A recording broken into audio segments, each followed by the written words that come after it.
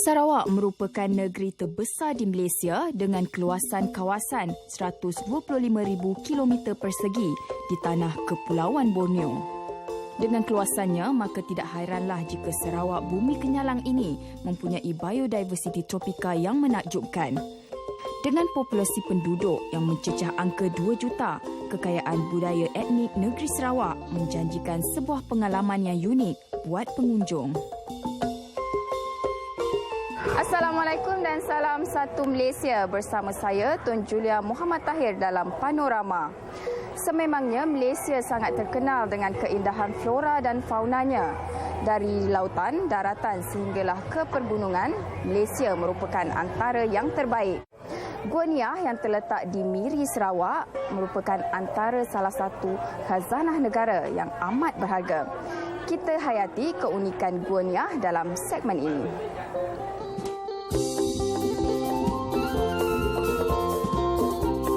Kembara dari gua ke gua, merentas denai dan hutan belantara di Sarawak sememangnya menyeronokkan.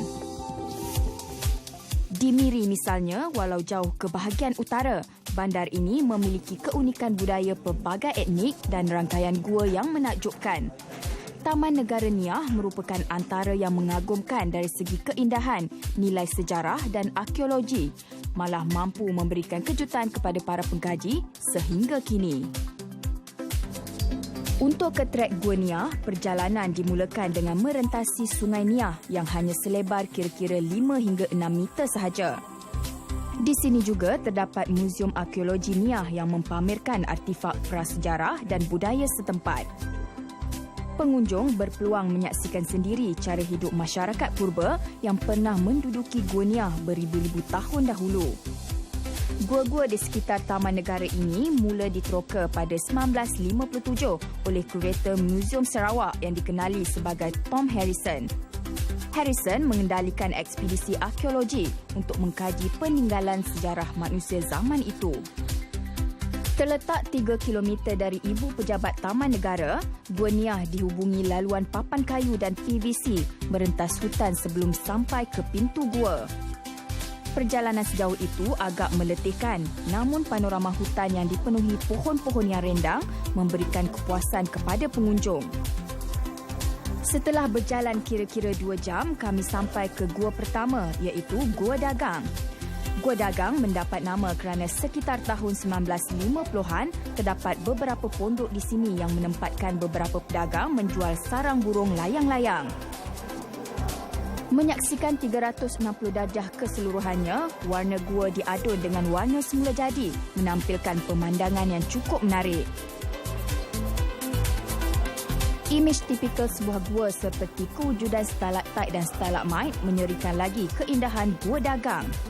Keindahan ini telah menjadikan ia sebagai produk pelancongan unggul di Sarawak, apatah lagi dengan kesan tamadun manusia prasejarah yang melambangkan kewujudan penempatan tertua manusia di Sarawak. Selepas menikmati pemandangan Gua Dagang, kami mula memanjat tangga kayu yang disediakan untuk menuju ke destinasi seterusnya. Okey, 2 fakta mengenai Gua Niah ini ialah Gua Niah ini merupakan gua yang terbesar di Malaysia dan salah satu gua batu kapur terbesar di dunia. Dan salah satu keistimewaan yang ada di Gua Niah yang dikatakan gua yang tertua di dunia ini adalah bukti kewujudan manusia satu ketika dahulu. Beberapa minit dari Gua Dagang, kami tiba di mulut Great Cave yang memiliki ketinggian sekitar 60 meter dan 250 meter lebar.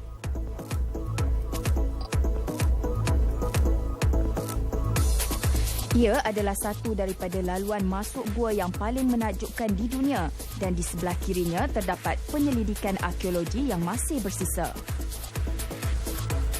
Walaupun kerja-kerja penyelidikan telah dihentikan, namun tapak arkeologi ini dijaga rapi sebagai persediaan menghadapi sebarang kemungkinan bagi penyelidikan dan penemuan yang baru. Kawasan ini dipagar untuk mengelakkan kerosakan atau gangguan bahan bukti oleh pengunjung yang semakin meningkat saban tahun.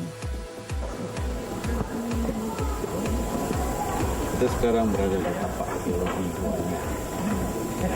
Okey, sekarang kami sudah pun sampai di tapak arkeologi Gua Nia yang berada di kompleks Gua Nia, dan dipercayai di tapak arkeologi ini merupakan kawasan penempatan zaman Paleolitik, dan ianya terbahagi kepada dua, di mana di bahagian bawah sana merupakan kawasan penginapan ataupun rumah penduduk kampung, dan sini pula merupakan makam ataupun tempat pengkebumian.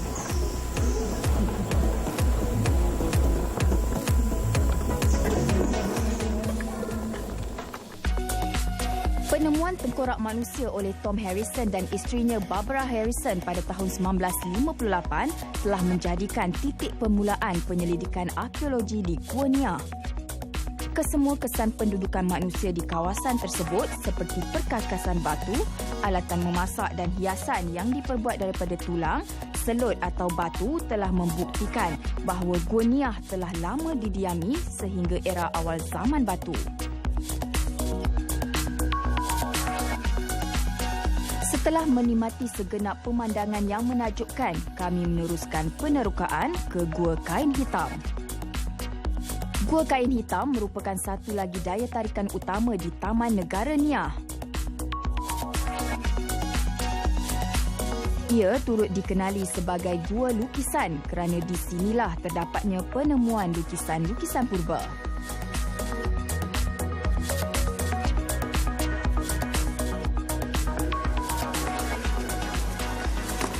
Okey, setelah kira-kira 3 jam berjalan kaki, akhirnya kami sampai di Gua Kain Hitam, di mana di sinilah ditemui lukisan purba zaman Neolitik.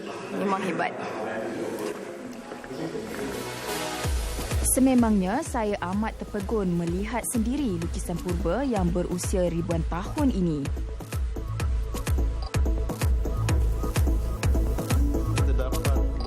Menurut Encik Ipoi Datan, pengarah Muzium Negeri Sarawak, lukisan-lukisan ini amat sukar untuk ditafsirkan pada awal penemuannya. Lukisan itu sebenarnya dah dikaji. Dia memang pada masa ianya ditemui, didapati bahawa kira-kira 50 meter dinding gua purba ini telah dilukis dengan lukisan berwarna merah yang dipercaya dibuat dengan tanah liat merah dan dilukis dengan menggunakan bahan rotan yang mungkin dijadikan brus.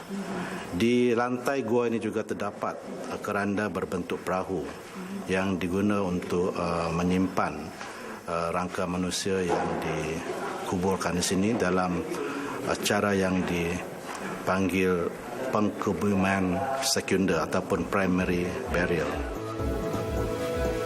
Terdapat lebih 100 lakaran atau lukisan Neolitik dari zaman batu di beberapa bahagian dinding gua lukisan. Lukisan dibuat dalam pelbagai saiz dan ukuran serta mempunyai rupa bentuk manusia, perahu, lakaran abstrak dan geometri.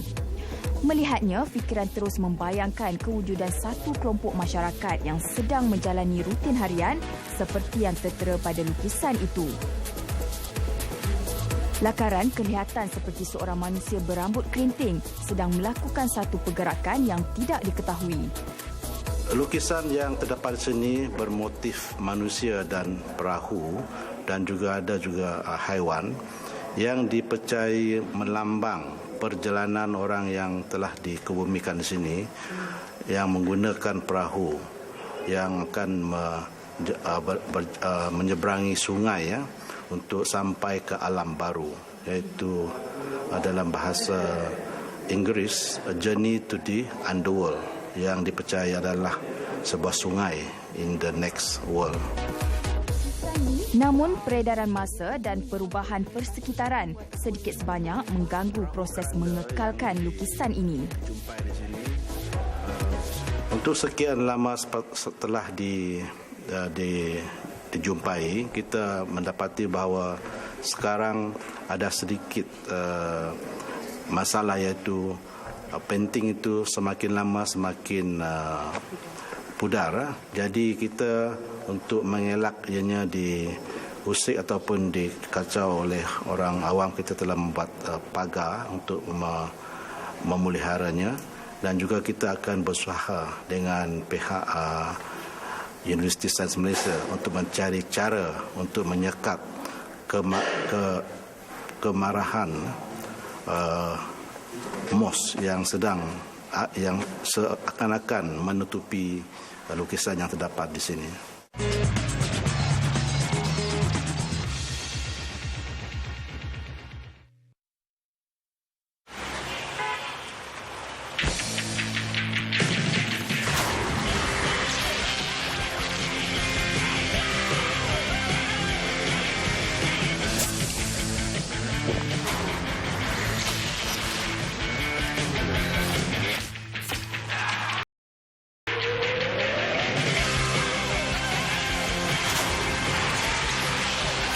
Kembali bersemangat dengan Coca-Cola.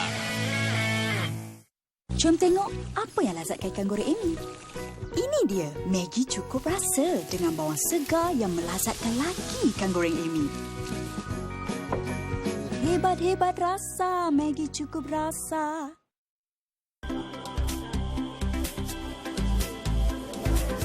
Inap Desa Patrick Libau ini mempunyai 32 pintu atau rumah dan setiap peserta diberikan kepada keluarga angkat masing-masing. Ini memberikan peluang kepada kami untuk menyelami dengan lebih dekat lagi budaya tradisi kaum Iban. Kem ini dianjurkan oleh Balai Seni Visual Negara dengan kerjasama Kementerian Pelancongan dan Kebudayaan Malaysia, Motek Sarawak dan Universiti Malaysia Sarawak. Aktiviti hari pertama program dimulakan dengan penuh semangat apabila seawal jam 7 pagi, peserta sudah pun bersiap sedia untuk memulakan eksplorasi Gua Nia. Amat menghargai seni, ada di antara peserta sudah memulakan lakaran di sekitar rumah panjang Patrick Libau. Bagi peserta Kamp Lukis Niah 2014, karya yang dihasilkan hanya terhad kepada lakaran sahaja. Namun, penggunaan cat air juga dibenarkan mengikut kreativiti masing-masing. Sejumlah lakaran setempat dari kamp ini akan didokumentasi dan diterbitkan untuk rujukan masyarakat. Penganjur juga akan memilih karya-karya terbaik untuk dijadikan koleksi tetap warisan negara.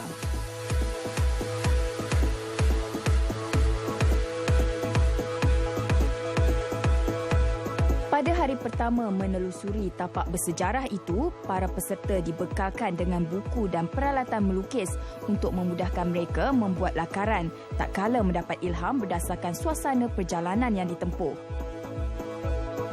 Rata-rata peserta kamp ini sangat teruja sebaik saja menyaksikan keindahan sepanjang perjalanan ke Gua Nia. Mempunyai keluasan 3,140 hektar meliputi kawasan paya gambut, hutan ditrokap, batu kapur yang besar serta kepelbagaian hidupan flora dan fauna menjadikan Taman Negara Niah sangat indah untuk diterokai. Melalui kamp ini, pelukis Malaysia dan jurufoto jemputan dapat berkumpul bagi mengenali tamadun, berbincang dan berkarya bersama-sama dalam menghasilkan satu dokumentasi alam iaitu lakaran dan fotografi Gua Nia. Dan siapa nak ikut dari Nunggu bertahun ni pun dia akan keluar lambat sikit. Kem ini kita rancang sebagai salah satu projek tahun Melawat Malaysia 2014 dan dianjurkan bersempena dengan MCAT daripada bulan 6 hingga 12 dan Sarawak kita memilih lain daripada negeri lain sebab negeri lain akan mengadakan pameran biasa dan Sarawak kita rasa kita akan membawa pelukis sebab kita menekankan pelancongan tu, kita bawa pelukis untuk merasa pengalaman di salah satu gua yang penting dalam sejarah Malaysia iaitu Gua Nia di mana terdapat lukisan gua yang berusia 40,000 tahun dan kita nak pelukis melihat lukisan tersebut dan merasai dan juga berfikir tentang perkara ini dalam seni visual untuk digunakan dalam karier mereka. Jadi pelukis-pelukis itu adalah yang dipilih daripada beribu pelukis yang kat Malaysia dengan kita memilih yang bukan yang pelukis semuanya biasa tapi yang ni kita pilih based on kategori yang kita tentukan iaitu mereka terbuka, minda terbuka, boleh menerima sesuatu yang baru dan mengalami dan juga selain daripada melukis, mengalami budaya tempatan, persekitaran, iaitu kita tekankan dan kategori ini yang pelukis yang terpilih yang kita bawa seramai 30 orang ni.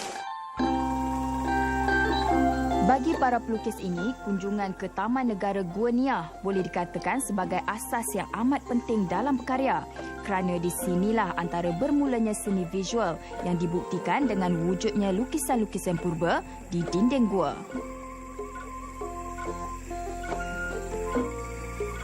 Peluang yang diberikan digunakan sebaiknya oleh para peserta dengan menghasilkan sebanyak mungkin lakaran di sekitar gua.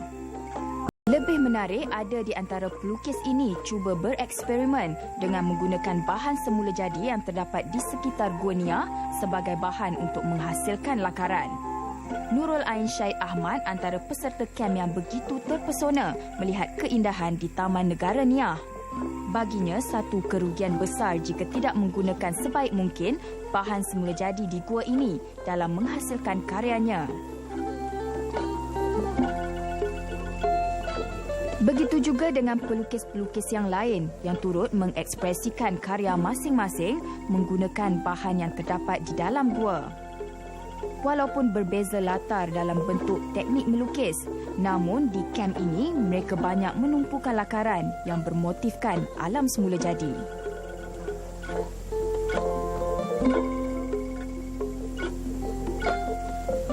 Seorang lagi peserta iaitu Tan Wei Keng antara yang begitu bersemangat menghasilkan karya berkisarkan alam semula jadi di Gua Nia.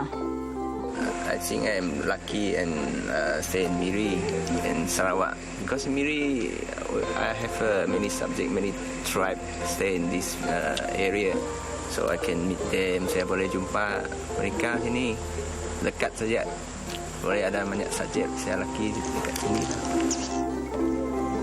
Keterujaan berkarya turut dirasai oleh anak muda yang berasal dari Perlis ini.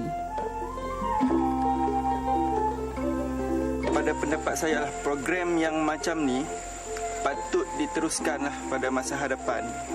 Sebab tak semua pelukis-pelukis macam saya sendiri yang datang dari Perlis kan, dapat merasa suasana yang satu, suasana baru, pengalaman baru kan, dan bentuk-bentuk muka bumi baru yang saya baru kenal dekat sini. Sebab dekat Perlis pun ada gua kan, tapi gua di Miri sangat berbeza kan, sebab dia punya batuan, dia punya formation kan, sangat berbeza. Walaupun dia batu kapur kan, dengan color dia kan, color pun lebih menonjol di sini. Jadi sangat menarik perhatian saya lah kan. Bagi pelukis veteran pula, Long Ten Sheh atau Pak Long, peluang yang ada digunakan untuk berkongsi pengalamannya bersama anak-anak tempatan. Pelukis muda sekarang, sebab zaman sekarang sudah selain ke dulu. Sekarang kita sudah masuk high-tech digital age. Our lifestyle is different. Our expectation is different. The parents' expectation of the children is different. So, young artists today, they have different mindset. Dulu, saya jadi seorang pelukis sebab kerana saya punya passion. In Latin, orang cakap passion. Sekarang punya pelukis muda, I'm not sure they have the passion lah. I think, saya ingat dia orang masuk sekolah art college ke apa, dia mau dapat satu degree, dapat satu kerja saja. Dulu kita masuk art college academy, kita mau membaiki sendiri. Kita bukan mau ingat kau pergi dapat satu kerja macam teacher ke lecturer ke. Saya punya content sekarang, my concern is ecology and environment. Now, this is to me the most crucial issue. Biasakan you buat satu gambar bunga, buah-buah kampung, scenery. It's okay. But I want my work to have a strong impression on people. Sebagai pelukis berpengalaman, mengikuti program sebegini memangnya sesuatu yang sangat berharga buat Pak Long.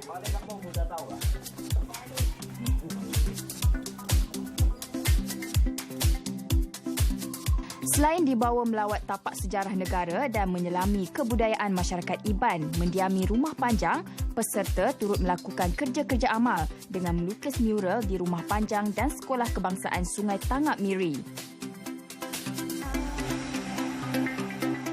Saya sangat berbanggalah sebab pelukis-pelukis dia, pelukis-pelukis yang kita serasa macam dalam mimpi kita berjumpa mereka ini. Jadi apatah lagi mereka melukis di sekolah kita, sangat-sangat kita mengalu-alukan. Dan saya percaya PPD saya pun sangat suka dengan apa yang kita lakukan pada hari ini, walaupun bukan sebenarnya program sekolah, program homestay, dan dapat bawa kita bersama di mana serana sekolah kita sudah pergi agak jauh. Contohnya serana sekolah kita sudah ke peringkat kebangsaan kalau saya melihat pada hari ini. Sangat berbanggalah kita.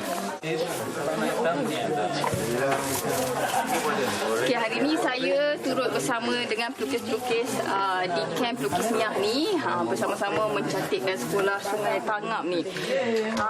Memang susah untuk saya sebab saya tak ada skill seperti pelukis-pelukis ni, tapi saya cubalah mengecat dinding di sini.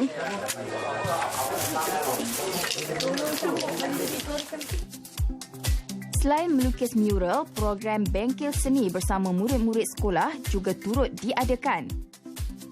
Murid-murid didedahkan dengan aktiviti melukis yang dapat memberi peluang kepada mereka mempamerkan hasil kreativiti di dalam diri masing-masing.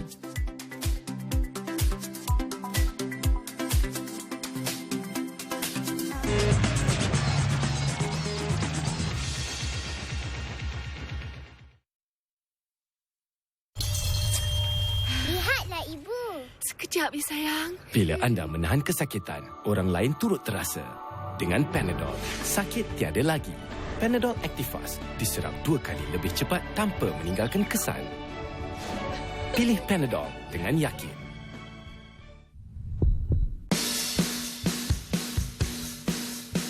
Cantiknya Cipta, macam orangnya. Kalau tak kerana skill Malaysia, saya pun tak ada skill cikgu. Ya, itulah untungnya belajar studi kemahiran Malaysia di ITBN. Dan saya juga beruntung dapat belajar kat sini. Itu dia saya cakap, kalau nak berjaya, jangan duduk nganga. Di sinilah tempatnya. CJ Kemahiran Malaysia, Skill Malaysia.